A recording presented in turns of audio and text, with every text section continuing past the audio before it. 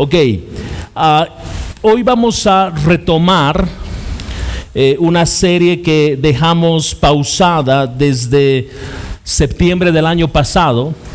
Y pausamos esta serie por múltiples razones. Tuvimos una conferencia, luego acentuamos otros mensajes alrededor de la Navidad, y luego abordamos una serie bastante corta, pero que era importante hacerlo por la transición en la que nos encontramos como iglesia, a fin de que nuestros corazones estén preparados para lo que Dios está haciendo en medio nuestro, la forma en que lo esté haciendo, y queríamos tener el corazón centrado en Él. Entonces, volviendo a la carta dirigida a los romanos, la epístola a los romanos, nuestra serie es el Evangelio de Dios. Yo necesito traer a tu memoria varios aspectos de lo que hemos venido revisando los últimos 2 años que estuvimos exponiendo la carta a los romanos. De hecho, este es el mensaje 51 de esa serie, y yo sé que de septiembre a ahora no sé si vamos a encontrar algún rastro de lo que estuvimos conversando en el mes de septiembre. Entonces tenme paciencia, voy a traer algunos conceptos alrededor de la epístola a los romanos. Debemos recordar que Pablo busca responder algunas preguntas alrededor de las personas a quienes está dirigida esta carta, que son judíos que se encontraban en la ciudad de Roma, y con el tiempo dirigida a cristianos alrededor del mundo. Y la pregunta o las preguntas que él busca responder a lo largo de esta carta es: ¿por qué este evangelio de Dios? ¿Por qué este evangelio de Dios, estas buenas noticias de Dios son importantes hoy? ¿Por qué el evangelio de Dios, evangelio recuerda que son las buenas nuevas o buenas noticias de Dios, son importantes hoy? ¿Por qué el mensaje acerca de su Hijo Jesucristo es relevante hoy? ¿Por qué el mensaje acerca de su Hijo Jesucristo es relevante hoy? ¿Por qué no otro mensaje? ¿Por qué no otra fórmula para hallar finalmente la paz que tanto necesitan nuestros corazones y hallar esperanza para un futuro que, cuando uno mira el futuro, lo mira sombrío, lo mira oscuro? ¿Por qué no otro mensaje que sea probablemente en un sentido más alentador a buscar nuestro desarrollo personal, encontrarnos con nosotros mismos, ser mejores personas, o probablemente mensajes alrededor de cómo tener una vida mucho más centrada, mucho más moral? ¿Por qué no otro camino en vez de seguir a Jesús? ¿Por qué no encontrar otra vía que finalmente nos pueda conducir hacia una paz eterna? ¿Por qué no otro medio? ¿Por qué no otra persona? ¿Por qué no otro maestro? ¿Por qué no otro Dios? Esto es lo que está respondiendo Pablo. Yo quiero darte un par de premisas que van a ayudarnos a enfocar nuestra mente otra vez en la epístola a los romanos. Primero, establecimos que el tema de la carta a los romanos es el evangelio de Dios, las buenas nuevas de Dios, las buenas noticias de Dios. Segundo, no debemos olvidar que este evangelio de Dios, esta buena noticia, es acerca de su Hijo Jesucristo. Tercero, estas buenas noticias es el mensaje de Jesús respecto, escucha bien, respecto a que el pecado puede ser perdonado, la culpabilidad puede ser quitada, de que la vida puede tener significado. Son buenas noticias para el hombre que vive sin esperanza en un mundo, o en medio de un mundo lleno de caos. Este es el evangelio. El evangelio tiene el poder de limpiar tu conciencia de obras muertas. El evangelio tiene el poder de limpiar tu corazón de un pasado que te atormenta hasta el día de hoy. Ese es el poder del evangelio. Cuarto, el evangelio que me salva es el mismo evangelio que me transforma. Y este evangelio que me va transformando a lo largo de mi vida es el mismo evangelio que me lleva a una vida de obediencia como un escenario de gratitud por todo lo que Él hizo. Quinto, el evangelio es poder, el evangelio es salvación, el evangelio es fe y el evangelio es justicia de Dios. El evangelio es poder de Dios porque tiene la capacidad de transformar no solo lo externo. El evangelio tiene el poder de transformar nuestros corazones. El evangelio trabaja desde el interior mismo del hombre.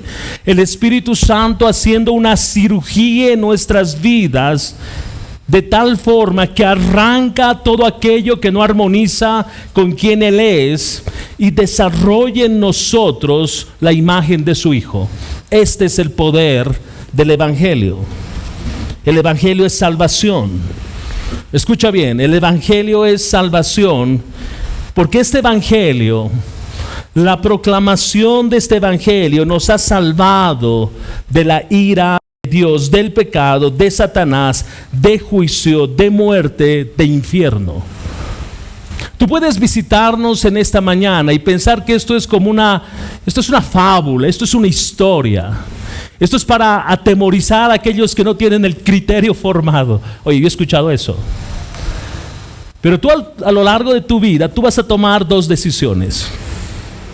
O sigues a Jesús o lo rechazas. Seguir a Jesús, vida eterna, evangelio. Rechazar a Jesús en una eternidad sin Él. No hay más. Tú puedes buscar donde tú quieras, pero el único que te salva es Cristo. El único que extiende salvación es Él. Octavo, el evangelio se recibe por fe. Es por creer en la obra perfecta de Cristo en la cruz del Calvario por pecadores como tú y como yo. Y no solo es fe, es gracia. El evangelio es la exposición de la gracia de Dios, gracia inmerecida. Gracia donde tú y yo no participamos, es un obsequio, es un regalo. Tú no necesitas hacer nada, solo algo que te va a costar todo, y es rendirte a Él. Pero el evangelio es fe y es gracia, el evangelio es justicia. El evangelio es la justicia de Dios, donde Él siendo justo se sube a esa cruz y paga mi deuda. Mi deuda. Tú y yo estábamos en deuda con Dios, y eso tú lo sabes muy bien. Nuestra enemistad con Dios se constituyó en una deuda que nosotros no podíamos pagar. No había nada que nosotros podíamos haber hecho, hacer hoy para poder satisfacer la justicia de Dios. Él tuvo que hacerse hombre. Él tuvo que tomar mi lugar en esa cruz y pagar mi deuda. Esta es la justicia de Dios. Décimo, el evangelio que me salva es el mismo evangelio que me santifica. El evangelio que me salva es el mismo evangelio que me justifica. Esto es lo que vimos a lo largo de 50 mensajes. Y la visión alrededor de la epístola a los Romanos se centra en que hay un escenario en los primeros 3 capítulos de condenación. En los capítulos 3 al 5 hay un escenario de justificación. En los capítulos 6 al 8, Pablo empieza a hablar de la santificación. Y en los capítulos 9 al 11, Pablo está desarrollando la idea de la soberanía de Dios y la responsabilidad del hombre. La soberanía de Dios alrededor de que Él es el que salva y la salvación le pertenece a Él de principio a fin. Yo no tengo nada que hacer, no puedo aportar algo a mi salvación. No es que tengo que ser una mejor persona para entonces alcanzar salvación. No, Él lo hizo todo de principio a fin. Él es soberano en la salvación. Pero de manera particular, Pablo en el capítulo 10, que es lo que hoy vamos a revisar, empieza a describir esta responsabilidad del hombre. Si Dios lo hizo todo, ¿qué me corresponde a mí hacer? Esta es la pregunta que Pablo va a ayudarnos a responder en esta mañana. Si tú tomas notas, entonces, el tema para esta mañana es: la fe viene por el oír y el oír la palabra de Dios. Ese es el tema, que es la porción que se encuentra en el texto que vamos a leer. Entonces, en tu Biblia, Romanos capítulo 10, versículos 14 al 21. Romanos capítulo 10, versículos 14 al 21. Romanos capítulo 10, versículos 14 al 21.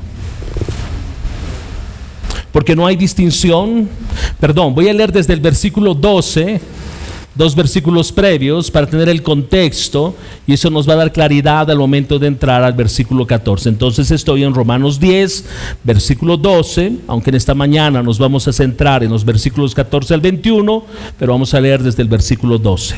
Porque no hay distinción entre judío y griego, pues el mismo Señor es Señor de todos, abundando en riquezas para todos los que le invocan, porque todo aquel que invoque el nombre del Señor será salvo. ¿Cómo pues invocarán a aquel en quien no han creído? ¿Y cómo creerán en aquel de quien no han oído? ¿Y cómo oirán sin haber quien les predique? ¿Y cómo predicarán si no son enviados?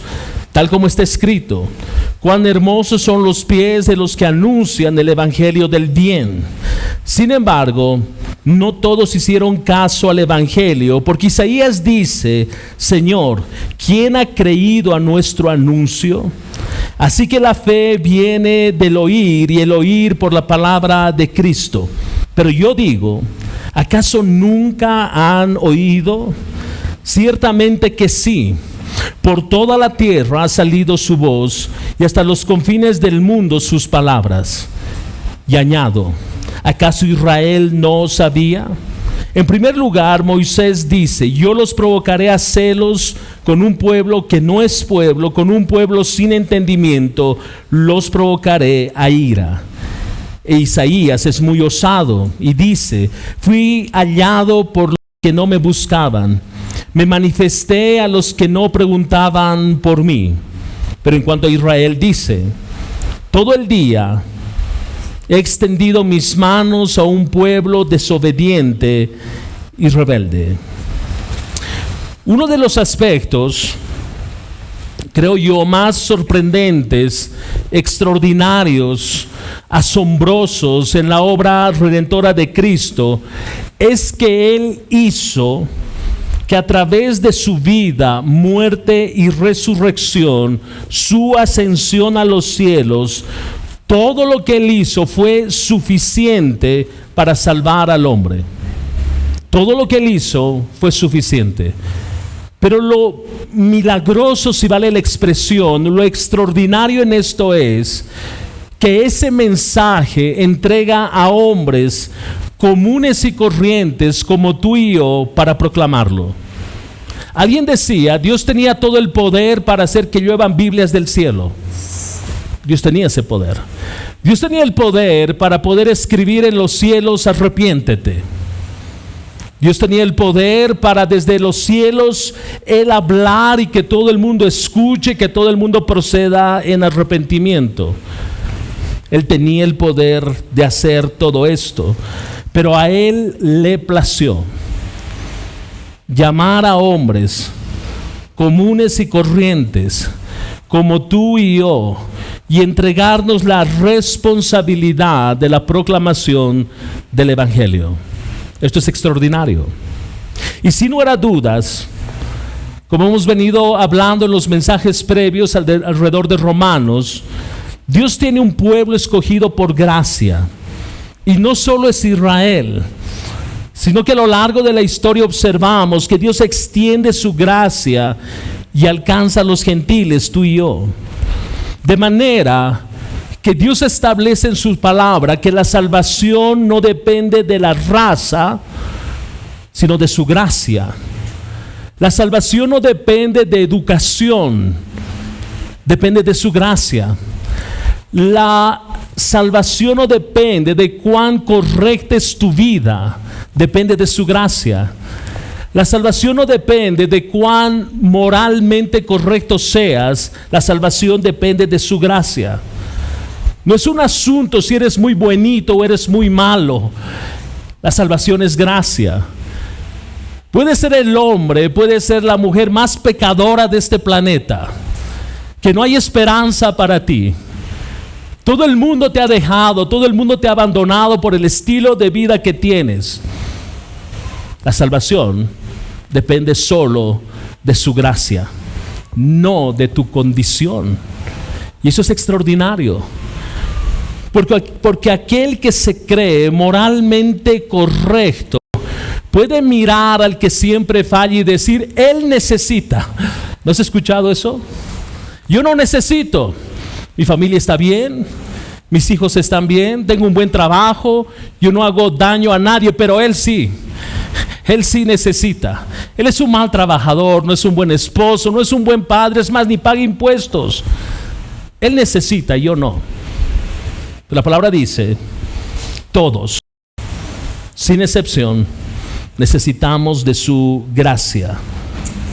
Tal vez la pregunta es, ¿esto quiere decir que los incrédulos se perderán porque no fueron escogidos? Porque si la salvación le pertenece a Él puede placerle escoger, porque es su salvación. Esa es la pregunta que Pablo viene respondiendo desde el capítulo 9.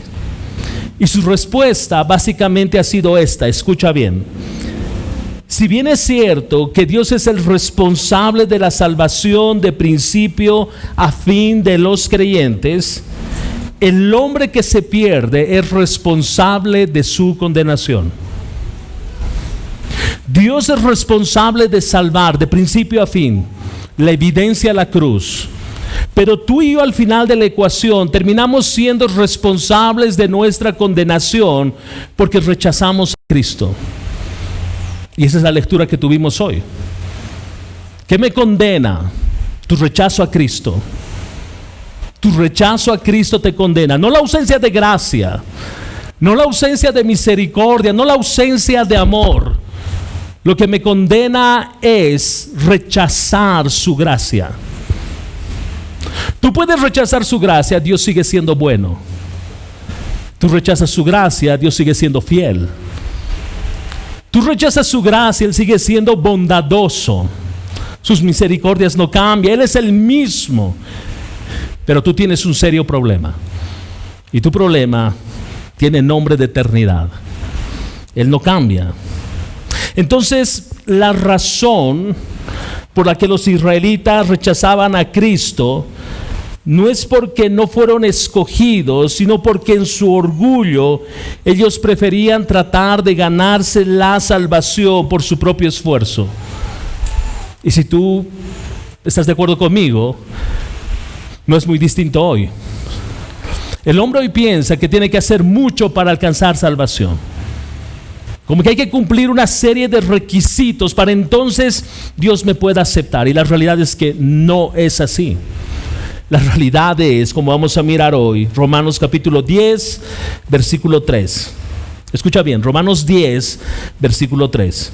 Pues desconociendo la justicia de Dios, escucha lo que está pasando, desconociendo la justicia de Dios y procurando establecer la suya propia, no se sometieron a la justicia de Dios, porque Cristo es el fin de la ley para justicia a todo aquel que cree.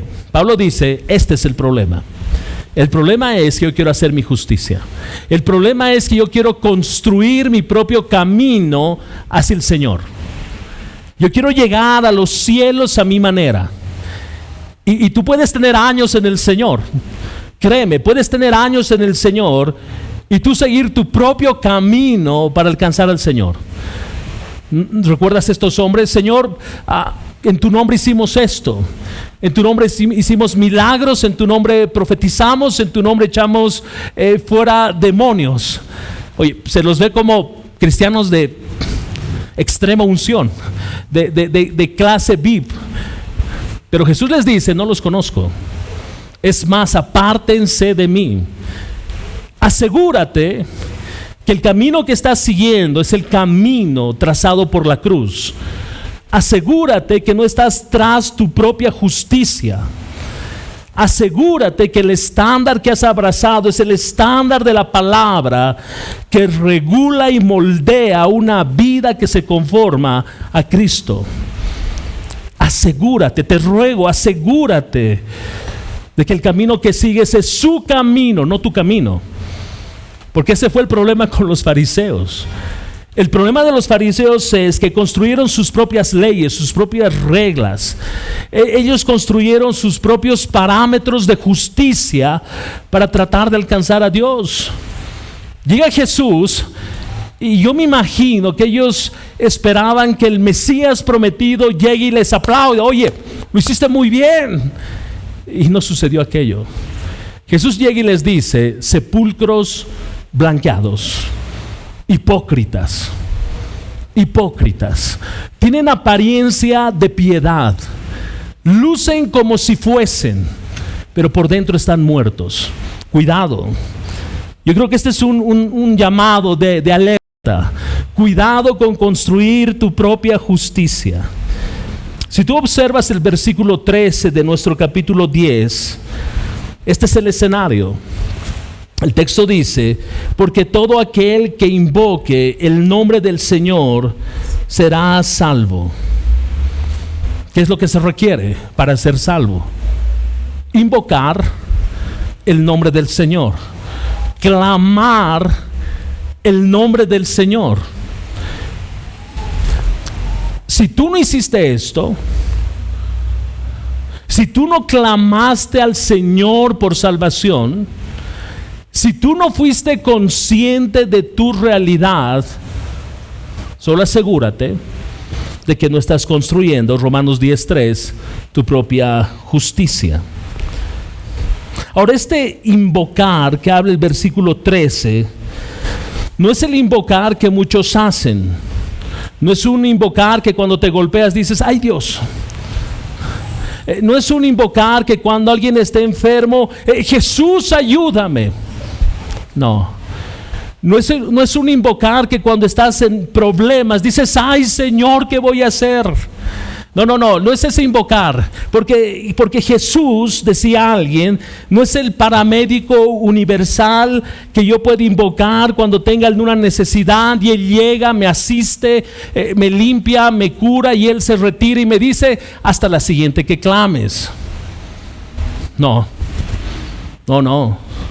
Él es el Dios soberano.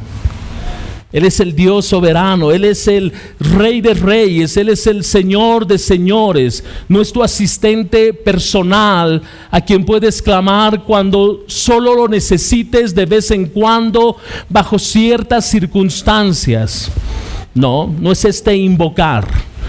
No es este invocar. Romanos 10:9, si me acompañas en tu Biblia. Romanos capítulo 10, versículo 9. Que si confiesas con tu boca a Jesús por Señor y crees en tu corazón que Dios los resucitó de entre los muertos, serás salvo. Escucha bien: porque con el corazón se cree para justicia y con la boca se confiesa para salvación. Este es el terreno de invocar. Es el reconocimiento. Cuando dice Señor, es el reconocimiento de que Él es Dios. Este es el reconocimiento. Yo invoco a Dios porque entiendo que Él es Dios, no un Dios más, no el Dios que está de moda. No, Él es el Dios.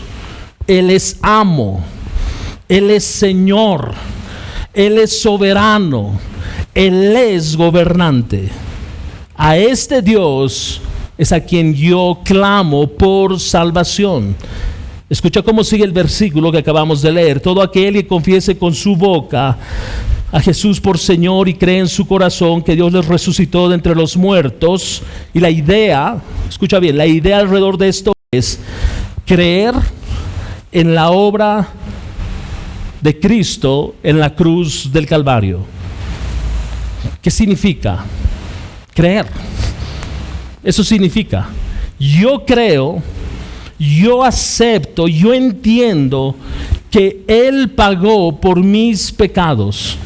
Y el Señor dice, si tú entiendes que al clamar Señor estás reconociendo que Él es Dios, que Él es dueño, que Él es soberano, que Él es gobernante. Si tú entiendes que la obra en la cruz del Calvario es real, es cierta, es verdadera y que fue hecha por ti, la palabra dice, serás salvo. Serás salvo. Entonces tengo una pregunta para ti. El día que tú creíste, ¿en qué creíste? ¿En qué creíste? ¿O era el Jesús que estaba tocando la puerta de tu corazón y te dice, por favor, ábreme, quiero entrar contigo y quiero tener comunión contigo, hey, no me dejes aquí afuera, quiero cenar contigo? No, ese no es el Jesús de las Escrituras. El texto es bíblico, pero absolutamente fuera de contexto. Él es el Dios soberano. Insisto, Él es el Dios soberano. Él no está mendigando amor. Él no está mendigando amor. Él no te necesita a ti ni me necesita a mí. Nosotros necesitamos al Dios soberano. La realidad del texto es que si tú no estabas claro en tu mente de que al momento de acercarte a Él por salvación, Él es Dios, si no reconocías que Él es amo, que Él es dueño, que Él es soberano, que Él es gobernante, si no creíste en la obra de la cruz del Calvario, si no creíste que Él tomó tu lugar y pagó tu cuenta, piensa en quién creíste, a quién aceptaste, a quién hiciste Dios de tu vida. Este es el punto de Pablo. Pablo está diciendo, tengan cuidado. No abracen fe, no pongan fe en la fe. No pongan su fe en la fe. No es un asunto necesariamente emocional o sentimental. No, es un asunto de convicción. Mi mente debe estar convencida, mi mente debe estar informada, mi mente comunica a mi corazón la necesidad de Dios y entonces yo clamo. Este es el Dios en el que tú creíste. Este es el Dios a quien tú entregaste tu vida. Ok, podemos decir sí, pero la evidencia, el testimonio son los frutos en tu vida.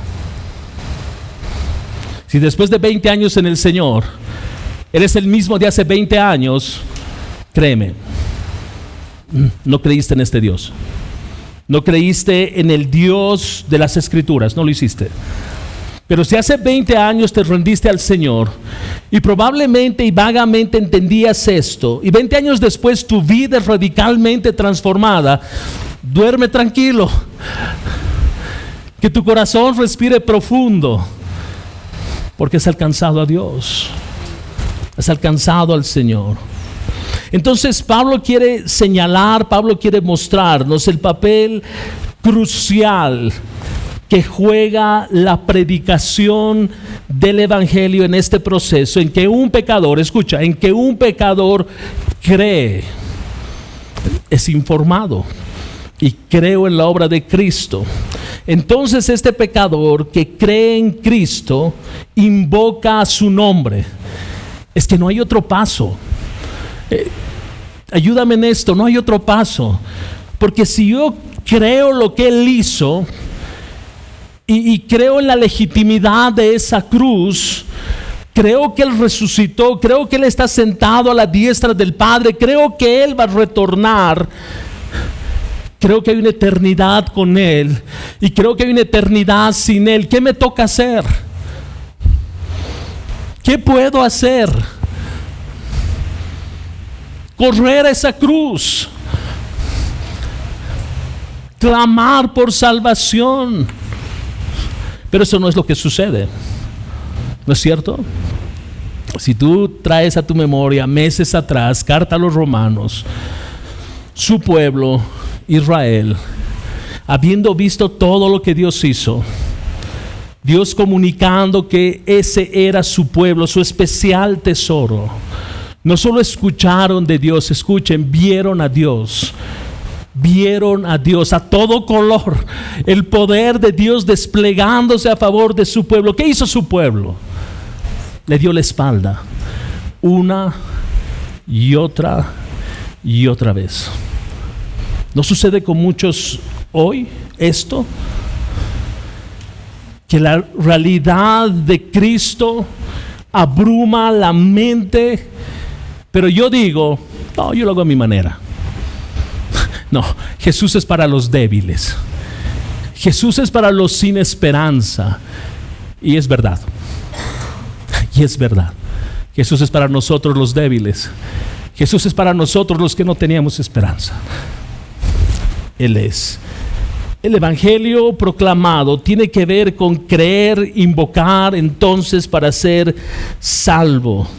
Nadie, escucha bien, nadie puede invocar el nombre del Señor a menos que sepan quién es el Señor y lo que Él hizo para salvar a pecadores. Nadie puede invocar el nombre del Señor a menos que sepan quién es ese Señor. Entonces espero que puedas mirar conmigo la necesidad de proclamar un evangelio bíblico, de predicar un evangelio bíblico. Observen los versículos 14 y 15 conmigo, por favor, de Romanos capítulo 10. Esta necesidad de la proclamación del evangelio. Observa una vez más lo que dice el texto. ¿Cómo pues invocarán a aquel en quien no han creído? ¿Y cómo creerán en aquel de quien no han oído? ¿Y cómo irán sin haber quien les predique? ¿Y cómo predicarán si no son enviados? Tal como está escrito: cuán hermosos son los pies de los que anuncian el evangelio del bien. Respondamos estas 4 preguntas. Primera pregunta: ¿cómo pues invocarán a aquel en quien no han creído? En otra versión dice: ¿cómo entonces pueden ellos invocar a aquel en quien no tienen fe? La idea en el texto bíblico es que invocar su nombre, presupone que conocen su nombre y creen en él. Eso es lo que Pablo está presuponiendo con esta pregunta.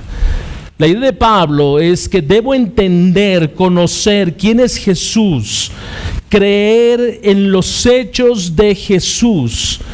Pablo quiere afirmar que no puedo creer en alguien a quien no conozco. No puedo creer en alguien a quien no conozco. Yo necesito informar mi mente de quién es Jesús y todo lo que Él hizo a favor mío. Pero no solo se queda ahí, recuerda, Santiago capítulo 2, versículo 19. Santiago capítulo 2, versículo 19 dice: ¿tú crees que Dios es uno? Esta persona estaba informada. Haces bien. También los demonios creen y tiemblan. ¿Notas que el paso inicial sí es creer, sí es entender, sí es comprender esta realidad de quién es Jesús, su obra en la cruz del Calvario? Pero Santiago nos dice: espérate, eso no es suficiente. Los demonios creen, pero no es un creer para salvación, sino que creen en la obra que se hizo. Pero ellos tiemblan. Ellos tiemblan porque al entender que esto es real, ellos saben lo que les espera en una eternidad y tiemblan. Su temor, su temblor no es de reverencia hacia Dios, es un temblor de miedo. Insisto, Apocalipsis, por lo que les espera. Pero observa, muchas veces en nosotros no es asunto de falta de conocimiento. No es un asunto de creer o no que Jesús es real y su obra es real. Porque a veces solo creer en muchos no provoca lo que provocan estos demonios, y es temblar. Entonces necesitamos algo más. Se requiere algo más. Segundo, ¿y cómo creerán en aquel de quien no han oído? ¿Y cómo creerán en aquel de quien no han oído? Entonces, así como creer viene antes de invocar, que es lo que nos dijo Pablo, oír viene antes de creer. Hay una frase que es importante acá. Pablo está diciendo, ¿y cómo creerán en aquel de quien no han oído? Pero la idea en el texto original es aquel que. Ahora, eso puede sonar como no significativo, pero sí lo es. Porque lo que en realidad está diciendo Pablo es que al momento de abrir las Escrituras, escucha bien, al momento de abrir las Escrituras, yo entiendo, yo comprendo que esta palabra es inspirada por Dios. Él inspiró a hombres para que escriban lo que Dios quería decir. Esta palabra proclamada es eco de la voz de Dios. Es lo que está diciendo Pablo. ¿Y cómo creerán en aquel de quien no han oído? Ellos necesitan oír a Jesús. ¿Cómo? Por medio de la proclamación del Evangelio. Entonces, no solo escuchan la palabra enseñada, es como si ellos escuchasen a Jesús mismo hablando, porque son sus palabras. El que proclama simplemente es un megáfono. El que proclama es un altavoz de Dios. El poder está en Él, no en mi capacidad, no en mi habilidad. Es su palabra y Él es quien habla por medio de su palabra y Él es quien transforma. Tu rol, mi rol, hacer que su palabra sea escuchada. Sea escuchada. De hecho, en 1 Corintios capítulo 2, versículo 17 dice, pues no somos como muchos que comercian la palabra de Dios. Y esa primera expresión es como hablan de lo suyo, ¿no? Enseñan de lo suyo, pervierten la palabra, manipulan las escrituras con el fin de ganancias, comerciar con la palabra. Y Pablo dice, nosotros no. Nosotros con sinceridad, escucha bien, como de parte de Dios, hablamos en Cristo delante de Dios. Cada vez que tú y yo abrimos la palabra para evangelizar, para proclamar, para enseñar, para instruir, tú y yo estamos hablando de parte de Dios, delante de Dios. Entonces la idea de Pablo es no simplemente oír del Señor, sino oír al Señor. Yo espero que tú notes la diferencia. Tercero, ¿y cómo oirán si no hay quien les predique? ¿Cómo oirán si no hay quien les proclame? Dice otra versión. Y debemos recordar el contexto en el cual Pablo está escribiendo. En esa época habían unos hombres que eran llamados heraldos, ¿no? Heraldos, mensajeros. No había Facebook, no había WhatsApp, no había redes sociales. Entonces estos heraldos cumplían esa función. Ellos llegaban a los pueblos, ciudades intermedias. Ellos se paraban en medio de la plaza o en los mercados y ellos empezaban a proclamar, a anunciar un mensaje. Y este mensaje podía ser: ganamos la guerra. Y todos celebraban y él empezaba a gritar, a proclamar, a anunciar, para que todos escuchen que cuando fueron a la guerra salimos victoriosos. En otras ocasiones proclamaban la muerte de un rey, algún edicto, perdimos la guerra, lo que fuese. Estos hombres, estos heraldos eran vitales en aquella época porque eran los canales, los medios por los cuales corría el mensaje que ellos estaban destinados a dar. Lo que está diciendo el Señor es: ¿y cómo oirán si no hay quien les predique? Y uno puede decir, pero ese no es mi rol, esa no es mi función. Pero cuando tú observas Mateo 28:18, no es exclusivo a ciertas personas, a ciertos creyentes.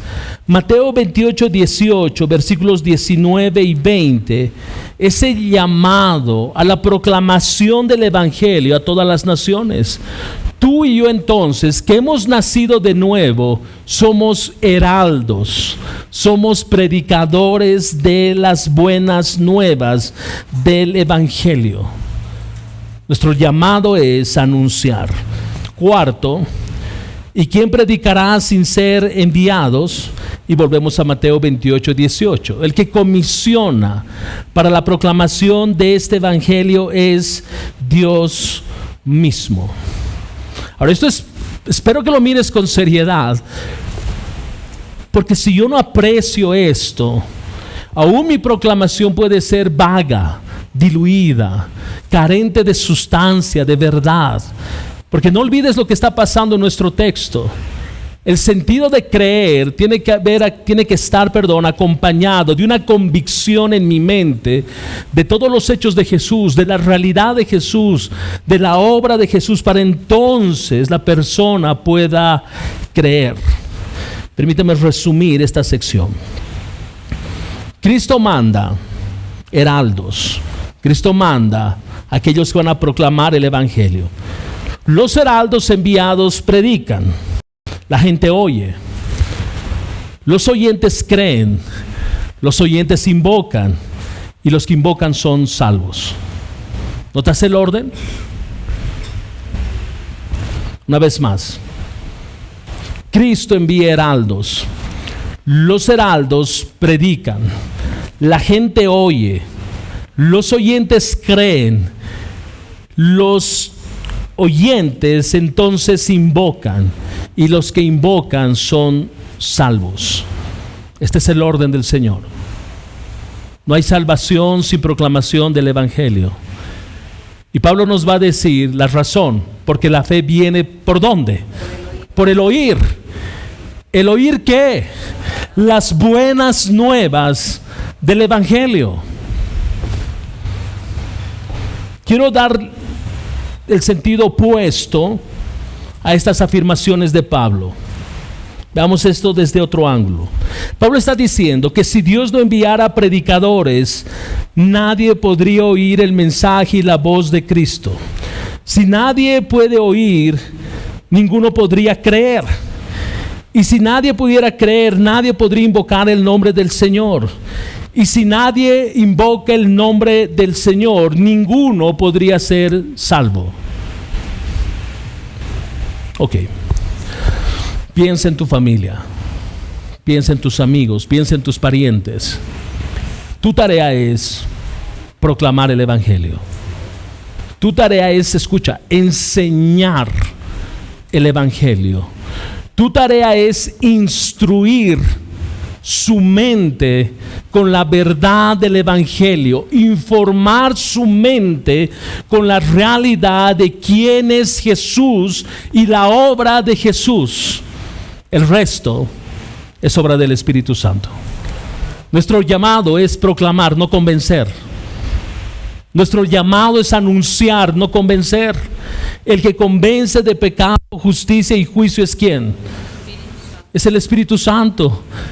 Yo no necesito dar vueltas alrededor de tu cama 7 veces y gritar para que te salves. No necesito bañarte con aceite a ver que algún rato creas. No necesito agarrar tu ropa y llevar a alguien para que me lo ore en la ropa. Voy y te pongo y así vas a creer. No. Eso no es bíblico. El terreno bíblico es: habla el evangelio, enseña el evangelio, habla de Jesús, habla de su obra, y el resto es obra del Espíritu Santo. Observa cómo cierra esto Pablo y dice: cuán hermosos son los pies de los que anuncian el evangelio del bien. Cuán hermosos son los pies de los que anuncian el evangelio del bien. Y Pablo está haciendo referencia a Isaías capítulo 52 versículo 7, donde se anunciaba, se proclamaba paz y buenas nuevas para el pueblo de Israel, que en un momento posteriormente estuvieron cautivos por el imperio asirio y por el imperio babilónico, y Dios obrando y trayendo libertad trajo paz, y estas buenas nuevas eran anunciadas.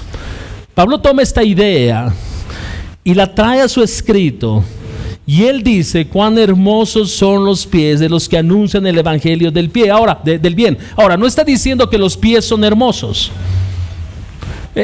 Pablo no está diciendo qué lindos pies de aquellos que van y andan por las calles proclamando el evangelio. No, el énfasis no está en los pies. En el texto original el énfasis está en el anuncio de paz. El énfasis está en la proclamación de las buenas nuevas. Esto es hermoso. Dios está diciendo: cada vez que tú anuncias el evangelio, eso es hermoso. Eso es hermoso. La razón: estás dando luz en medio de las tinieblas. Estás anunciando que Cristo se ha acercado a esa vida. Por eso es hermoso. Permíteme volver a la pregunta inicial. ¿Qué evangelio creíste? ¿Qué evangelio es el que tú creíste? ¿El evangelio de la prosperidad, tal vez? Donde si tú das unos billetes, el Señor te va a hacer el favor de prosperarte, como si Jesús fuese una especie de equeco boliviano, donde tú le prendes dinero y Él te va a hacer el favor, el milagro de salvar a alguien, sanar a alguien, darte la casa que siempre has soñado. ¿Por qué no siembras? Darte el auto que siempre has querido. ¿Este es el Jesús de las Escrituras? ¿Este es el Dios soberano que anda de 911 cuando tú requieres? ¡Hey, Jesús, necesito un milagro! ¡Hey, Jesús, somos leprosos, sánanos! Jesús, tenemos hambre, danos de comer. Y tú recuerdas que Jesús, obrando milagros, alimentando, sanando, resucitando, esa misma gente gritó: crucifícalo. ¿Qué evangelio abrazaste? ¿Qué evangelio creíste? ¿Tu mente está convencida de que Jesús es Dios? ¿O sigues pensando que es un buen maestro? Es un noble maestro judío. Es un maestro más dentro de la historia. ¿Qué piensa tu mente de Jesús? ¿Quién es Jesús para ti? ¿En qué Jesús creíste? ¿Es Jesús Che Guevara? ¿Un revolucionario de su época que buscaba que todos tengan las cosas en común? Ese no es el Jesús de la Biblia. Ese no es el Jesús que proclamamos. El Jesús que proclamamos es aquel Dios soberano que no se amarró, no se ató. La idea en el texto original: no se sometió, no se sujetó a sus glorias, sino que se despojó. Se despojó el Dios soberano para hacerse hombre. Y lo hizo por ti, para reconciliarte con Dios. No es un maestro más, no es un camino más, no es una verdad más. Él es el camino, el único camino. Él es la verdad, la única verdad. Él es la vida, el único que puede entregar vida. ¿En qué Jesús creíste? ¿En qué Jesús creíste? Este Jesús que habla la palabra, el Dios soberano hecho hombre, es el que pagó tu deuda, mi deuda en esa cruz. ¿Crees esto? ¿Crees que Él lo hizo? Él fue muerto. Él fue muerto. Pero la tumba no lo pudo contener. Él resucitó. ¿Crees esto? ¿Crees que Él resucitó? ¿O sigues pensando que los discípulos llegaron y ocultaron el cuerpo porque hay historias y hay libros que se han escrito? No, eso es basura. Cristo resucitó. Él está sentado a la diestra del Padre, gobernando con justicia. Y Cristo volverá. ¿Tú crees esto? Si crees, eres salvo. Si crees, eres salvo. ¿En qué Cristo creíste? ¿Qué evangelio recibiste? Escucha, no importa cuántos años tengas en el Señor. No importa. Pero si tú te acercaste a Jesús por miedo, porque alguien te dijo, te vas a ir al infierno si no crees, aunque es una verdad, pero está diluida en el contexto de las Escrituras, te invitamos a que te acerques al Jesús de las Escrituras, quien extiende gracia y misericordia. Hoy extiende gracia y misericordia. ¿En qué Jesús creíste? ¿En qué Jesús creíste? Ahí donde estás,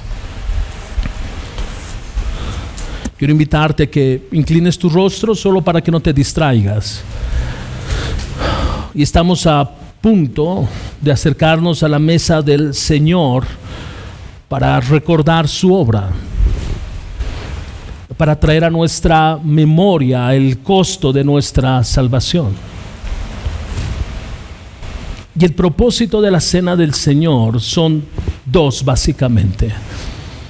Uno es que si tú eres hijo porque naciste de nuevo, pero hay algo en tu corazón que a lo largo de estos días ha traído carga porque es un pecado que está dando ahí vueltas y te acusa, este es el momento para acercarte a Dios, porque 1 Corintios 11 nos enseña que no participemos de la mesa del Señor de manera indigna, sino que podamos revisar nuestros corazones de tal forma que si hayamos pecado podamos confesar al Señor. Y estoy convencido que la única razón que tú, sabiendo que estás mal delante del Señor, no busques arreglar cuentas con Él es porque amas más tu pecado que al Señor. Esa es la realidad. Porque tú no abandonas aquello que tu corazón ama. Pero en este momento es tu pecado o Él. Si hay algo, te ruego lo confieses. Y te apoyes en 1 de Juan capítulo 1, que dice que si confesamos nuestros pecados, Él es fiel y justo para perdonarnos y limpiarnos de toda maldad. Si tú no eres cristiano, si tú no has nacido de nuevo, si Cristo no es tu Dios, tu Señor, tu dueño, ¿qué más necesitas entender? ¿Qué más necesitas conocer? Solo mirar que tu vida lejos de Cristo está perdida. Es una realidad. Tu vida lejos de Él es una vida sin sentido. Hay un hueco enorme en tu corazón. Esa es la realidad.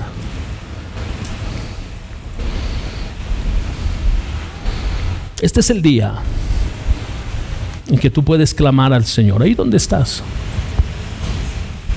Y tú puedes decirle, creo que tú eres el Hijo de Dios. Creo que te hiciste hombre, creo que tomaste en esa cruz mi lugar, creo que sí moriste, pero sí resucitaste. Creo. Soy pecador. A lo largo de toda mi vida he vivido pecando. Esa es mi realidad, esa es mi condición. Y ese clamor de Jesús, sálvame, ese clamor que Dios escucha.